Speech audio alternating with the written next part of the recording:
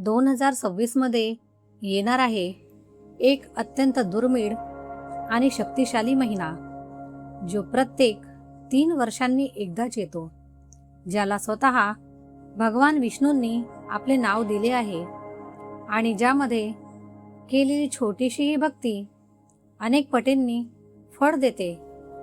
पण या महिन्यात काही कामे पूर्णपणे निषिद्ध मानली जातात आणि काही लोकांना तर या महिन्याचे गुप्त नियम माहितीच नसतात.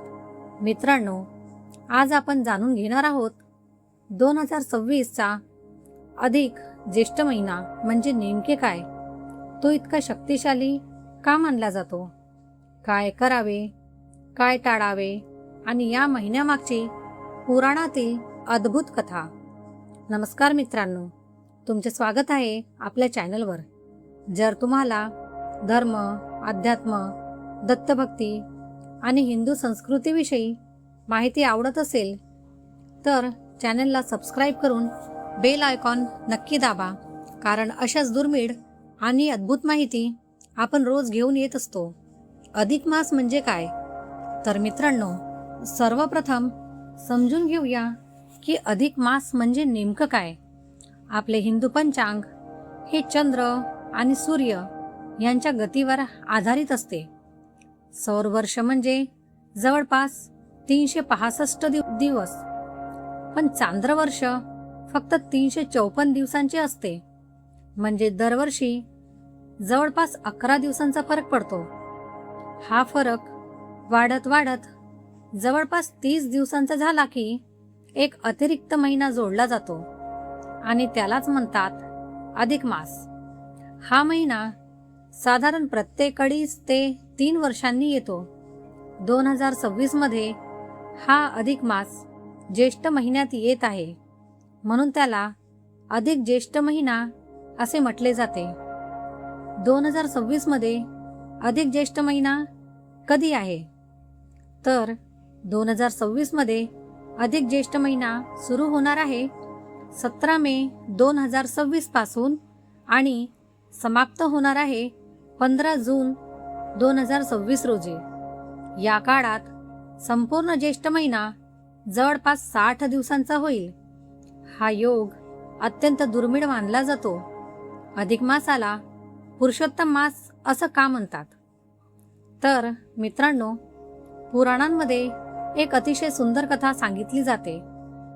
एकदा सर्व महिन्यांमध्ये अधिक मासाला कोणीच मान देत नव्हते. कोणी त्यात विवाह करत नव्हते, कोणी शुभकार्य करत नव्हते. सर्वजण त्याला मल मास म्हणून कमी लेखत होते. दुखी होऊन अधिक मास भगवान विष्णूंकडे गेला. तो म्हणाला, प्रभू, सर्वजण माझा अपमान करतात, माझ्यात काही शुभ नाही असे म्हणतात. तेव्हा भगवान विष्णूंना त्याची दया आली. भगवान विष्णू म्हणाले, आजपासून हा महिना माझा असेल. मी स्वतः तुला माझे नाव देतो. आणि त्या दिवसापासून अधिक मासाला पुरुषोत्तम मास असे नाव मिळाले. म्हणून हा महिना भगवान विष्णूंना अत्यंत प्रिय मानला जातो. तर या महिन्याचे आध्यात्मिक महत्त्व काय? तर मित्रांनो, अधिक मास हा फक्त अतिरिक्त महिना नाही, तर हा आत्मशुद्धीचा काळ आहे.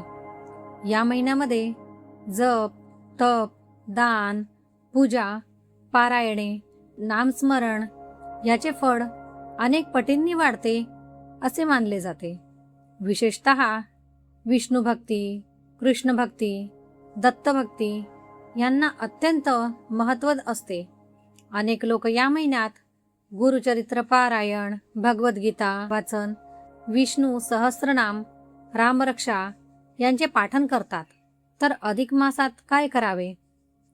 या महिन्यात जास्तीत जास्त नामस्मरण करावे. उदाहरणार्थ, ओम नमो भगवते वासुदेवाय किंवा दिगंबरा दिगंबरा श्रीपादवल्लभ दिगंबरा. या महिन्यात दानालाही खूप महत्त्व असते, जसे अन्नदान, जलदान, वस्त्रदान, गरिबांना मदत किंवा तुम्हाला जे वाटते ते तुम्ही दान करू शकता. ही पुण्यकारक कामे मानली जातात.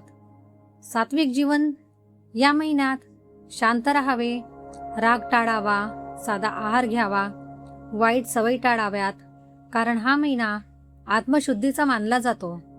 उपवास आणि पूजा, एकादशी उपवास, तुळशी पूजा, विष्णू पूजा यांना विशेष महत्त्व आहे. तर अधिक मासामध्ये काय करू नये? परंपरेनुसार या महिन्यात काही शुभ कार्य टाळली जातात, जसे की विवाह, गृहप्रवेश, मुंज, नवीन व्यवसाय सुरू करणे, कारण हा महिना भोगासाठी नव्हे तर साधनेसाठी मानला जातो. तथापि आजच्या काळात काही लोक आवश्यक परिस्थितीनुसार निर्णय घेतात, पण धार्मिक परंपरेत साधेपणाला जास्त महत्त्व दिले जाते. विशेषतः एकादशी आणि महत्त्वाचे दिवस. 2026च्या अधिक ज्येष्ठ महिन्यात 2 अत्यंत महत्त्वाच्या एकादशी येत आहेत. पहिली पद्मिनी एकादशी आणि दुसरी परमा एकादशी. या दोन्ही एकादशी अत्यंत पुण्यदायी मानल्या जातात. तर मित्रांनो, जीवनात पैसा, यश आणि प्रसिद्धी मिळू शकते, पण मन शांती आणि आत्मिक समाधान फक्त भक्तीमध्येच मिळते.